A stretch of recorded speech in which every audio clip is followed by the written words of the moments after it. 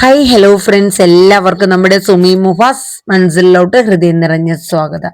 അപ്പൊ നമ്മുടെ കാറ്റത്തെ കിളിക്കൂടിന്റെ നാളത്തെ കുറച്ച് വിശേഷങ്ങളൊക്കെ കേട്ടാലോ.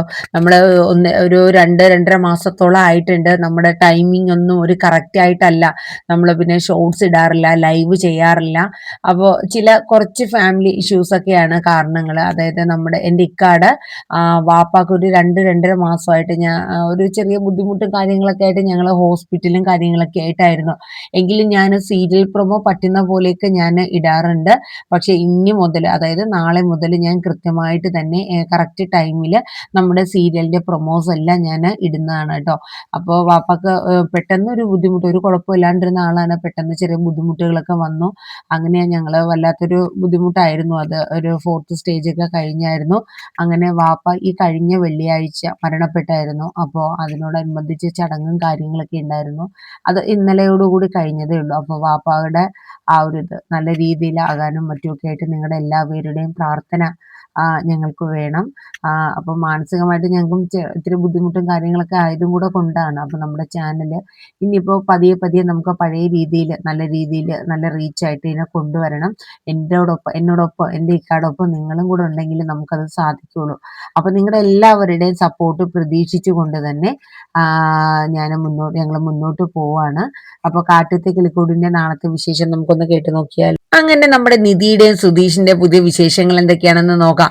അങ്ങനെ നമ്മുടെ സുധീഷിന് ആകെ ടെൻഷനാണ് മൊത്തത്തില്. കാരണം ബർത്ത്ഡേ പാർട്ടിക്ക് പോയി, ഗായത്രിയുടെ ബർത്ത്ഡേ പാർട്ടി കഴിഞ്ഞ് വന്ന സുധീഷിന് ആകെ ഒരു ടെൻഷനൊക്കെ. കാരണം സുധീഷിന്റെ കയ്യിൽ നിൽക്കുന്ന, സുധീഷ് ഉദ്ദേശിച്ചതിനെക്കാട്ടിലും കുറച്ച് റേഞ്ച് കൂടിപ്പോയോ എന്നൊരു സംശയം. കാരണം ഗായത്രി മറ്റൊരു രീതിയിലൊക്കെയാണ് സുധീഷിനെ കാണുന്നത്. നമ്മുടെ സുധീഷ് നമ്മുടെ നിധിയെ ഒന്ന് ദേഷ്യം പിടിപ്പിച്ച് ആ ഒരു ഇതൊക്കെ കാണിക്കാൻ വേണ്ടിയിട്ടാണ് സുധീഷ് ഗായത്രിയോട് അടുപ്പം കൊള്ളതുപോലെ കാണിച്ചത്. പക്ഷെ അതിപ്പം നമ്മുടെ സുധീഷിന് തന്നെ വിനയായി മാറിയിരിക്കുകയാണ്. അങ്ങനെ സുധീഷ് അങ്ങനെ ഇരിക്കണം. അപ്പൊ ആ സമയത്ത് നമ്മുടെ നിധി ഭാസ്കരനോട് ചോദിക്കണ്ട, അച്ഛാ പനിയൊക്കെ കുറവുണ്ടോ? കുഴപ്പമില്ല മോളെ, നീ എന്നെ ഇങ്ങനെ ശുശ്രൂഷിച്ചാ പിന്നെ എന്റെ പനി മാറാണ്ടിരിക്കോ? എപ്പോഴും ഭക്ഷണവും അത് ഇത് എന്തോരം മരുന്നാ കഴിക്കണേ. ഇപ്പൊ എന്തായാലും ഒരു ഉഷാറായിട്ടുണ്ട്.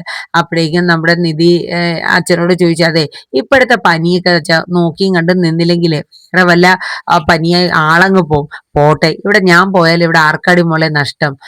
അപ്പൊ നിധി പറഞ്ഞു, അങ്ങനെയാണെങ്കിൽ പിന്നെ വേറെ കുഴപ്പമൊന്നുമില്ല എന്ന് പറഞ്ഞ് നിധി ഭാസ്കറിന് വഴക്ക് പറയാണ്. ആവശ്യമില്ലാത്തൊന്നും സംസാരിക്കണ്ട. പിന്നെ പനി കുറഞ്ഞെന്നും പറഞ്ഞ് ഇനി കുടിക്കാനൊന്നും പോണ്ട. ഈ കുടിയൊന്നും നിർത്താവോ? ആരോഗ്യം കളയാനായിട്ട് അച്ഛൻ എന്തിനാ ഇങ്ങനെ കുടിക്കണേ? അപ്പൊ നികേഷ് ഇരുന്നോണ്ട് ഹരീഷിന്റെ അടുത്ത് പറഞ്ഞിട്ടുണ്ട്, എന്തായാലും നമ്മൾ അച്ഛനെ നന്നാക്കാനും ഉപദേശിക്കാനും ഏട്ടത്തിയെ പറ്റുള്ളൂ, വേറെ ആരെയും ഒതുങ്ങൂല. അങ്ങനെ ഹരീഷും നികേഷും ഇരുന്ന് പുറൂന്ന് പുറത്തോണ്ടിരിക്കുകയാണ്. ഈ സമയത്ത് നമ്മുടെ നിധിയുടെ അടുത്ത് ചോദിച്ചു, അല്ല മോളെ, ഇവിടെയുള്ള ഒരാളും എനിക്ക് എന്തെങ്കിലും പറ്റിയാലോ അല്ലെങ്കിൽ എനിക്ക് പനിച്ചു കിടന്നാലോ ആരും എന്നെ മൈൻഡ് ചെയ്യാറില്ല എന്ന് ഭാസ്കരൻ പറയണേ. പക്ഷെ നീ മാത്രം എന്താ മോളെ എന്നെ ഇങ്ങനെ ശുശ്രൂഷിക്കുന്നേ? അതെന്താ? അപ്പം പറഞ്ഞ് അത് എന്റെ കടമയല്ലേ എന്നൊക്കെ പറഞ്ഞിട്ട് നിധി എന്തൊക്കെയോ പറയുന്നുണ്ട്. അപ്പം ഈ സമയം നമ്മുടെ ഹരീഷ് അവിടെ ഇരുന്നോണ്ട് പറഞ്ഞ്, അതെ ഒരു സ്നേഹം അങ്ങോട്ട് കിട്ടണമെങ്കിൽ സ്നേഹം ഇങ്ങോട്ട് മക്കൾക്കും കിട്ടണം, എങ്കിൽ മാത്രമേ ആ സ്നേഹം തിരിച്ചും കിട്ടുള്ളൂ എന്ന് പറഞ്ഞു. അപ്പൊ നിധി പറഞ്ഞു, അത് പോയിന്റ് ആട്ടോ അച്ഛാ എന്നിങ്ങനെ പറഞ്ഞു. അത് കഴിഞ്ഞ് നിധി അകത്തേക്ക് പോവാണ്. അപ്പോഴേക്കും ഭാസ്കരൻ പറഞ്ഞു, മോളെ ഞാൻ വെളിയിലോട്ട് പോയി കിടക്കാം, ഇവിടത്തെ ഫാന് പറ്റുന്നില്ല. അതെ വെളിയിൽ പോയി കിടന്ന തണുപ്പടിക്കില്ലേ? ഇല്ല, ഇവിടത്തെ ഫാനിനെക്കാട്ടിലും ഭേദമാ എന്ന് പറഞ്ഞ് ഭാസ്കരൻ പുറത്തു പോവാണ്. ഭാസ്കറിന്റെ സ്ഥിരം കിടക്കുന്നിടത്ത് പോയി കിടക്കുകയാണ്. ഈ സമയത്ത് നമ്മുടെ സുഭാഷ് വരുന്നുണ്ട്, പണിയൊക്കെ കഴിഞ്ഞ് വരികയാണ്. അപ്പൊ വന്നപ്പോഴത്തേക്ക് ഗുലാബ് എന്ന് പറഞ്ഞ സംഭവം കൊണ്ടുവരാം, ഗുലാബ് ജാം പോലത്തെ സാധനം. അപ്പൊ കൊണ്ടുവന്ന് തന്നെ ഇത് എനിക്ക് ചാന്ദിനി ഉണ്ടാക്കി കൊണ്ടുവന്നതാ.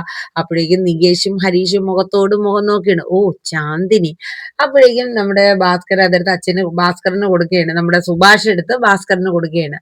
അപ്പൊ ഭാസ്കരൻ പറഞ്ഞു, എനിക്ക് പനിയാടാ, വേണ്ട. അപ്പൊ നിധി പറഞ്ഞു, അച്ഛന് സ്വീറ്റ്സ് കൊടുക്കണ്ട, പനിയല്ലേ സുഭാഷ് ഏട്ടാന്ന് പറഞ്ഞു. അങ്ങനെ നമ്മുടെ നികേഷും ഹരീഷും അതുപോലെ നിധിയൊക്കെ അത് കഴിച്ചു നോക്കണം എങ്ങനെയുണ്ട്. അപ്പൊ എല്ലാരും പറഞ്ഞു, അടിപൊളിയായിട്ടുണ്ടെന്ന് പറഞ്ഞു. എന്തായാലും ചാന്ദിനിക്ക് സ്വീറ്റ്സ് ഒക്കെ ഉണ്ടാക്കാൻ അറിയാല്ലേ എന്ന് പറയുന്നത്. അപ്പൊ ഇത് എപ്പോഴാ കൊണ്ടുതന്നെ? അതവള് ഞാൻ നിന്ന സൈറ്റിലോട്ട് കൊണ്ടുവന്നേ. ഓ സൈറ്റിൽ വന്നോ? നികേഷ് ചോദിക്കുകയാണ്. അപ്പൊ ഇതൊന്നും അറിയാത്ത മട്ടിൽ നമ്മുടെ സുധീഷ് അവിടെ നിൽപ്പുണ്ട്. എന്നിട്ട് സുഭാഷ് പറഞ്ഞു, എടാ സുധീഷ്, നീ അവിടെ എന്ത് ചെയ്യാ? നീ ഇങ്ങോട്ടൊന്ന് വന്നേ. നീ അവിടെ എന്ത് ചെയ്യാതെ ഇത് കഴിക്കുക. അങ്ങനെ ദേ വന്നു സുഭാഷ് ഏട്ടൻ എന്ന് പറഞ്ഞിട്ട് നമ്മുടെ സുധീഷ് ഓടി വരെയാണ്. ഓടി വന്നിട്ട് സുഭാഷ് പെട്ടെന്ന് തന്നെ അതെടുത്ത് സുധീഷിന് കൊടുക്കുകയാണ്. ആ കൊടുത്ത സമയത്ത് നമ്മുടെ സുധീഷ് കഴിച്ചിട്ട് പറഞ്ഞു അടിപൊളിയായിട്ടുണ്ട്. അപ്പം പറഞ്ഞു ഇന്ന് എനിക്ക് ചാന്ദിനി ഉണ്ടാക്കി വർക്ക് സൈറ്റിൽ കൊണ്ടുവന്നതാ, ഇപ്പൊ കൊണ്ടുവന്നതാ വൈകിട്ട്. അപ്പൊ ഞാൻ അവളെ തിരിച്ചിനിപ്പോ രാത്രിയല്ലേ, അപ്പൊ ഒറ്റയ്ക്ക് പോണ്ടാന്ന് കരുതി വീട്ടിൽ കൊണ്ടാക്കിയിട്ടാ വന്ന്. ഓ, ചാന്ദിനി അപ്പൊ എന്നും സുഭാഷിനെ കാണാൻ വരുമോ? ഏയ് എന്നും ഒന്നും കാണാൻ വരില്ല, ഇന്ന് വന്നതാടാന്ന് പറഞ്ഞു. ഓ, വീട്ടിൽ കൊണ്ടാക്കി. അത് പിന്നെ വേണ്ടേടാ സുധീഷേ, വീട്ടിൽ അവളെ ഒറ്റയ്ക്ക് ഈ രാത്രി സന്ധ്യയായില്ലേ ഒറ്റയ്ക്ക് വിടുന്ന എങ്ങനെ, അതുകൊണ്ട് ഞാൻ കൊണ്ടാക്കിയെന്ന് പറഞ്ഞു. അപ്പൊ അവരെല്ലാരും കൂടെ നമ്മുടെ സുഭാഷിനായിട്ട് ആക്കുകയാണ് എന്ന രീതിയിൽ. അങ്ങനെ എല്ലാരും സ്വീറ്റ്സ് ഒക്കെ കഴിച്ചിരിക്കുകയാണ്. അപ്പൊ ഈ സമയത്ത് നമ്മുടെ സുധീഷിന്റെ ഫോണാണെങ്കിൽ സ്വിച്ച് ഓഫും കാര്യങ്ങളൊക്കെയാ. സുധീഷ് ഫോൺ ഓൺ ചെയ്യില്ല, കാരണം ഓൺ ചെയ്ത് കഴിഞ്ഞാൽ മെസ്സേജും കോളും ഗായത്രി ഇരിക്കപ്പുറത്തി തരില്ല. പിന്നെ എന്താ ചെയ്യണേ? അവസാനം സുധീഷ് ആ ഫോൺ സ്വിച്ച് ഓഫ് ഒക്കെ ചെയ്ത് വെക്കട്ടെ. ഈ സമയത്ത് സുധീഷിനെ തേടി പിറ്റേ ദിവസം നമ്മുടെ അവരെ ട്രാവൽ ഏജൻസിയിലെ അവര് സുധീഷിന്റെ സാറ് വരെയാണ്. അപ്പം അയാൾ വന്നു കഴിഞ്ഞിട്ട് ചോദിക്കും, എടാ സുധീഷ് നിന്നെ വിളിച്ചിട്ട് കിട്ടുന്നില്ല, ഒരു ലോങ് ട്രിപ്പ് വന്നിട്ടുണ്ട്, വലിയ വണ്ടി നിന്റെയിലല്ലേ, അത് നിന്നെ വിളിച്ചപ്പോൾ ഫോൺ സ്വിച്ച് ഓഫ്, അതാ ഞാൻ തേടി വന്നേ.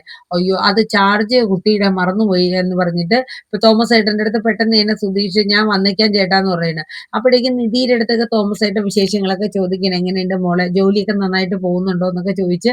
അപ്പം സുഭാഷ് പറഞ്ഞു, തോമസ് ഏട്ടാ ചായ കുടിച്ചിട്ട് പോവാം. ഏയ് വേണ്ട, സമയമില്ല, നൂറൂട്ടം പണിയാ, ഞാൻ പോവാ. അപ്പൊ ഇവനെ പെട്ടെന്ന് തന്നെ വിട്ടേക്കണേ മോളെ എന്ന് പറഞ്ഞിട്ട് തോമസ് ഏട്ടൻ പെട്ടെന്ന് തന്നെ പോവേനെ.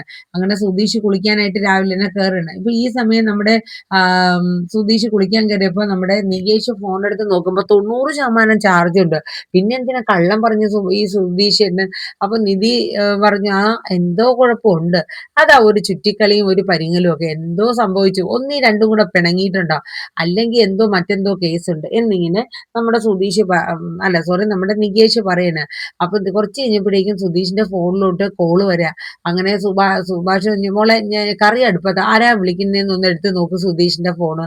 അങ്ങനെ നമ്മുടെ നിധി ചെന്ന് നോക്കുമ്പോ ഗായത്രിയാ, 17 മിസ് കോൾ വന്ന് കിടപ്പുണ്ട്. അപ്പം നിധി പറയും, സുഭാഷ് ചേട്ടാ ഗായത്രിയാ വിളിക്കുന്നത്, ആരാ ഈ ഗായത്രി?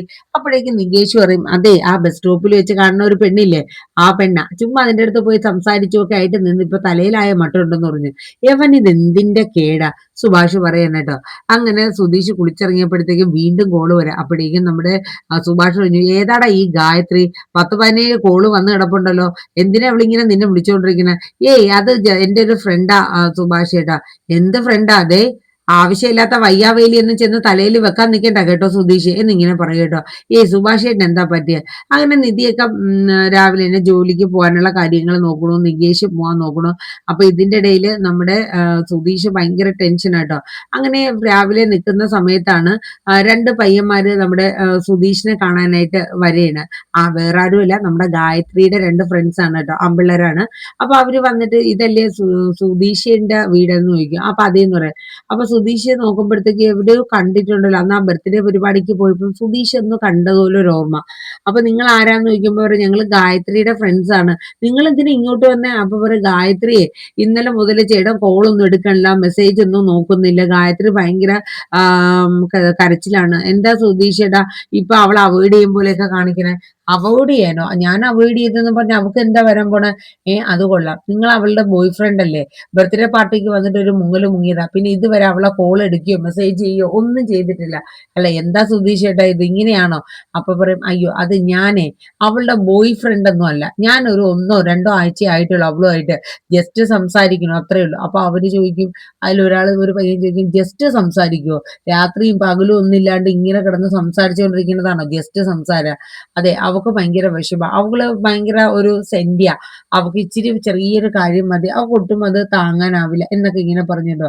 ഇത് കേട്ട് കഴിഞ്ഞപ്പോഴത്തേക്കും സുധീഷ് പറഞ്ഞു, ഇത് കൊള്ളാം, ആ കുട്ടി എന്നെ കുറിച്ച് എന്തോ തെറ്റിദ്ധരിച്ച് വെച്ചേക്കാം, ഞാനൊന്നും ആ കുട്ടി അങ്ങനെയൊന്നും കണ്ടിട്ടില്ല, ആ കുട്ടി വേറെ രീതിയിൽ എന്തോ മനസ്സിലാക്കി വെച്ചേക്കുന്നുണ്ടായിരിക്കും എന്നൊക്കെ സുധീഷ് പറയണം. അപ്പോഴേക്കും ആ കുട്ടികൾ പറഞ്ഞു, ഇപ്പൊ അങ്ങനെ പടി ഉരി പോവല്ലേ സുധീഷ് ചേട്ടാ, നിങ്ങൾ അവളെ ഇഷ്ടമായതുകൊണ്ടല്ലേ ഫോണിലൊക്കെ സംസാരിക്കുന്നത്. അപ്പോഴേക്കും നമ്മുടെ ഹരീഷ് അങ്ങോട്ട് വരും. പറയണ. ഹരീഷ് വന്നു കഴിഞ്ഞപ്പോഴത്തേക്ക് ചോദിക്കുക, എന്താ സുധീഷേട്ടാ? ഇതാ ഗായത്രിയുടെ ഫ്രണ്ട്സാ. ഞാൻ എന്തോ ഫോൺ വിളിച്ചിട്ട് എടുത്തില്ല എന്ന് പറഞ്ഞ് ഗായത്രിയുടെ ഫ്രണ്ട്സ് തിരക്കി വന്നതാ. അതെ, ഞാനും അവളും തമ്മിൽ അതിന് മാത്രം റിലേഷൻ ഒന്നുമില്ല. നിങ്ങൾ പറയണ കേട്ടാ തോന്നും എന്തോ വർഷങ്ങളായിട്ട് പ്രേമിച്ച് നടന്നിട്ട് ഞാൻ അവളെ ഉപേക്ഷിച്ച കണക്കാണല്ലോ. അങ്ങനെയൊന്നും നിങ്ങൾ തെറ്റിദ്ധരിക്കണ്ട. ആ കുട്ടിക്ക് വേറെന്തോ തെറ്റിദ്ധാരണയുണ്ട് എന്നൊക്കെ ഇങ്ങനെ പറഞ്ഞു കേട്ടോ. ഇത് കേട്ടപ്പോഴത്തേക്ക് ആ കുട്ടി പറഞ്ഞു, എന്തായാലും ചേട്ടൻ കോളൊന്നും എടുക്കുക. ആ കുട്ടി എന്തെങ്കിലും ഭയങ്കര ആ കുട്ടീനെ എന്തെങ്കിലും ചെയ്ത് കഴിഞ്ഞാൽ ചേട്ടൻ എന്നെ പണിയാവും എന്നൊക്കെ പറഞ്ഞിട്ട് അവന്മാര് പോവാട്ടോ. ഇത് കണ്ടപ്പോഴത്തേക്കും ഹരീഷ് പറഞ്ഞു, കണ്ടല്ലോ സുധീഷ് എന്നെ വല്ലതിന്റെ ആവശ്യം ഉണ്ടായിരുന്നു. എടാ, ഞാൻ നിധിയെ ഒന്ന് ഇളക്കാൻ വേണ്ടി ചെയ്തതല്ലേ, പക്ഷെ ഇത് എന്റെ തലയിലാവൂന്ന് ഞാൻ അറിഞ്ഞു. ഇനിയിപ്പോ എന്താണ് ഹരീഷ് ചെയ്യണേ? നന്നായി, എന്നോട് തന്നെ ചോദിക്കും. ഇനിയിപ്പോ എന്താ ചെയ്യണേ? ഒരു കാര്യം ചെയ്യുക, ആ പെൺകൊച്ചിനെ നേരിട്ട് കണ്ടിട്ട് സുധീഷ് എന്നെ കാര്യങ്ങൾ അങ്ങോട്ട് പറയുക. അവള് പൊട്ടിയൊന്നും അല്ലല്ലോ, കാര്യം പറയുക, ഇങ്ങനെയൊക്കെയാണ്, അതാണ് അയാളുടെ ഫ്രണ്ട് ആയിട്ടാ കണ്ടതെന്നൊക്കെ അങ്ങ് പറഞ്ഞു. അതിൽ കൂടുതൽ ബന്ധമൊന്നും ഇല്ലല്ലോ, പിന്നെ പേടിക്കുന്ന എന്തിനാ? സുധീഷ് പറഞ്ഞു, ശരിയാ, ഞാൻ എന്തായാലും അവളെ കണ്ട് നേരിട്ട് കാര്യങ്ങൾ പറയാം എന്നും പറഞ്ഞിരിക്കുകയാണ്. എന്നിട്ട് അത് കഴിഞ്ഞ് അങ്ങനെ സുധീഷ് നമ്മുടെ ഗായത്രിയെ കാണാനായിട്ട് പോകുന്നുണ്ട്. ഇതേ സമയം നമ്മുടെ നിധിയും നികേഷും കൂടെ രാവിലെ അവര് ബസ് സ്റ്റോപ്പിലോട്ട് പോയിടാം. അങ്ങനെ നികേഷിനെ ബസ് സ്റ്റോപ്പിൽ ഇറക്കിയിട്ട് നിധി പോട്ടെ എന്ന് ചോദിക്കുമ്പോഴേക്കും നമ്മുടെ ഗായത്രി പറയണ, അതെ ആ ചേട്ടൻ വന്നില്ലേ, അപ്പം വന്നെങ്കിൽ കണ്ടുകൂടെ എന്ന് നിധി ചോദിക്കും കേട്ടോ. എന്നിട്ട് നിധി പറയും, നികേഷെ ഞാൻ പോവാട്ടോ എന്ന് പറഞ്ഞിട്ട് നിധി വണ്ടിയും കൊണ്ട് പോയിടും. അപ്പൊ ഈ സമയം നികേഷിന്റെ അടുത്ത് വന്നിട്ട് ചോദിക്കും, അതെ ആ ചേട്ടനെ ഇപ്പൊ 1-2 ദിവസമായിട്ട് എന്റെ കോളൊന്നും എടുക്കണില്ല. അപ്പൊ നികേഷ് ചോദിക്കും, അതെന്ത് പറ്റി? അതെന്താന്നറിയില്ല, ബർത്ത്ഡേ ഫംഗ്ഷന് വന്നായിരുന്നു, അന്ന് എന്റെ ഫ്രണ്ട്സിനെയൊക്കെ പരിചയപ്പെടുത്തി, എന്റെ ബോയ് ഫ്രണ്ട് ആണെന്ന് പറഞ്ഞ് ഞാൻ പരിചയപ്പെടുത്തി കൊടുത്തായിരുന്നു. പക്ഷെ എന്തോ പുള്ളി പെട്ടെന്ന് ദേഷ്യപ്പെട്ടൊക്കെ പോയതുപോലെ എനിക്ക് തോന്നിയത്. അപ്പൊ നികേഷ് മനസ്സിൽ ചിന്തിച്ച്, എന്ത് ബോയ് ഫ്രണ്ടോ? ഒരു ഒന്നാന്തരം ഭാര്യ വീട്ടിലുള്ളപ്പോ ബോയ് ഫ്രണ്ട് എവളുടെ? അപ്പോഴേക്കും നികേഷ് ചോദിച്ചു, അല്ല ഈ സുധീഷേനെ ഇഷ്ടപ്പെടാനുള്ള കാരണം എന്താ? ഞങ്ങളെ പോലെയുള്ള പയ്യന്മാരൊന്നും ഇവിടെ ഒന്നും കണ്ടില്ലേ, അതുകൊണ്ടാണോ എന്ന് ചോദിച്ചു. അതുകൊണ്ടല്ല, സുധീഷേടെ എനിക്ക് ഭയങ്കര ഇഷ്ടമാണ്, നല്ല ഫണ്ണിയാണ് ആള്. ഞാൻ സുധീഷേന്റെ ഓട്ടം പോയിട്ടുള്ളതാ. അപ്പൊ നല്ല ജോളിയായിട്ട് സമയം പോണത് പോലും അറിയില്ല എന്നൊക്കെ പറയണ കേട്ടോ. അങ്ങനെ സുധീഷിനെ കുറിച്ച് കുറേ അങ്ങ് പൊക്കി വിടുകയാണ്. ഇത് കേട്ടപ്പോഴത്തേക്ക് നികേഷ് പറഞ്ഞു, ഇത് നന്നായിട്ട് മുന്നോട്ട് പോകും എന്തായാലും എന്ന് പറഞ്ഞു. അത് ഇനിയിപ്പോ എന്താ ചെയ്യണേ? സുധീഷ് എന്നെ കാണാൻ എന്താ വഴിയെന്ന് ചോദിച്ചു. അതിപ്പോ കാണണമെങ്കിൽ ഒറ്റ വഴിയേ ഉള്ളൂ, എന്റെ കൂടെ പോര്. അപ്പൊ ഗായത്രി ചോദിക്കും, ഇവന്റെ കൂടെ പോയി ശരിയാവോ? ഇവരെ വിശ്വസിക്കാവോ? പിന്നെ വേണമെങ്കിൽ വരിക, ഇല്ലെങ്കിൽ എനിക്ക് കോളേജിൽ പോണം. ഞാൻ വരാമെന്ന് പറയും. അങ്ങനെ ഗായത്രി നികേഷിന്റെ കൂടെ കിളിക്കൂട്ടിലോട്ട് പോവാണ് കേട്ടോ. അങ്ങനെ കിളിക്കൂട്ടി ചെന്ന് കഴിഞ്ഞപ്പോ അവിടെ നമ്മുടെ സുധീഷ് പോവാനൊക്കെ റെഡി ആയിട്ട് തൂങ്ങി വലിഞ്ഞ് നിൽക്കുകയാണ്. അപ്പൊ സുഭാഷ് ചോദിക്കുന്നുണ്ട്, എടാ ഇത്രയും നേരമായിട്ട് നീ എന്താ പോവാത്തത്? ഇപ്പൊ പോവാനല്ലേ തോമസ് ഏട്ടൻ പറഞ്ഞത്? അതെ, ആ കസ്റ്റമർ കുറച്ച് ലേറ്റ് ആയിട്ട് റെഡി ആവത്തുള്ളൂ, അതുകൊണ്ട് വൈകി പോയാൽ മതി എന്ന് സുഭാഷ് ഏട്ടൻ പറഞ്ഞെന്നും പറഞ്ഞ് ഞാൻ വെയിറ്റ് ചെയ്തിരിക്കുന്നത്. അങ്ങനെ സുധീഷ് അവിടെ വെയിറ്റ് ചെയ്തിരിക്കുക. അപ്പോഴാണ് നമ്മുടെ നികേഷ് ഗായത്രീനെ വിളിച്ചുകൊണ്ട് കിളിക്കൂട്ടിലോട്ട് വരെയാണ്. അപ്പോഴേക്കും നോക്കുമ്പം നമ്മുടെ സുഭാഷ് പറയും, അല്ല ഇതാരെ കൊണ്ടാ ഇവൻ ഇങ്ങോട്ട് പറഞ്ഞത്? നികേഷ്. അങ്ങനെ ഭാസ്കരനും അവിടെ ഉണ്ട് കേട്ടോ. അപ്പോഴേക്കും നമ്മുടെ സുധീഷ് അങ്ങ് ചാടി എഴുന്നേക്കാണ്. നോക്കുമ്പോ ഗായത്രിയാ. ഇതെന്തിനാ ഈ സാധനത്തിനെയും കൊണ്ട് ഇങ്ങോട്ട് വന്നത് എന്ന് പറഞ്ഞ് ഇങ്ങനെ ഇരിക്കും കേട്ടോ. അങ്ങനെ ആകെ ഇട്ടങ്ങേറ, എന്ത് ചെയ്യും? ആകെ കയ്യിൽ നിന്ന് പോയ കണക്കുള്ള ഒരു അവസ്ഥയായിപ്പോയി.